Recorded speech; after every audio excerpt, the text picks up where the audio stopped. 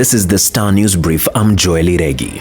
President William Ruto on Tuesday declared that any foreigner visiting Kenya would not be required to obtain a visa beginning next month. The president declared the incentive ostensibly aimed at boosting tourism in his speech at the Jamhuri Day celebrations in Nairobi's Uhuru Gardens. The president said the government has developed a digital platform to identify travelers to Kenya in advance. Get a copy of the Star e-paper for only 40 shillings by logging on to www.mgazzetti.com. Raila Odinga yesterday warned that Kenya has taken the wrong turn even as the government maintains the country is on the right track. The Azimio chief claimed unless deliberate steps are taken to get the country back on the rail, there may be nothing to write home about in the near future. In spite of efforts to fight pre-independence challenges, diseases, poverty and ignorance, the country has failed to achieve its ambition.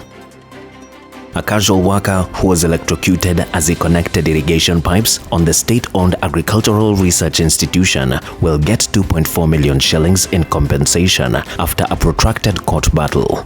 Nixon Mudoka Mutavi had been engaged by the Kenya Agricultural and Livestock Research Organization, KALRO, between January and April 2008. But barely 2 weeks into the job, tragedy befell him and he suffered severe injuries. He had been instructed to connect the pipes in KALRO's Kiboko farm, but around the working space, there were live electric wires that belonged to KPLC. As he went about his work, he came into contact with the wires and he suffered extensive burns.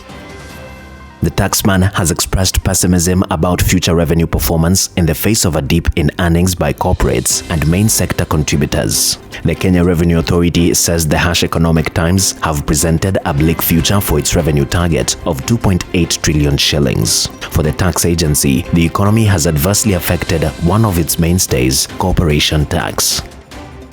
The first thing that the new arrivals at Kairat Medical Center receive is breakfast. The other thing the new arrivals tend to notice is the man in the white coat chatting with other patients. Whether at the center or out on the streets, Dr. Bashrahil Mahfood is an easily recognizable figure not only for his white medical coat, but also thanks to his easy way with people and the many greetings he receives from passers-by.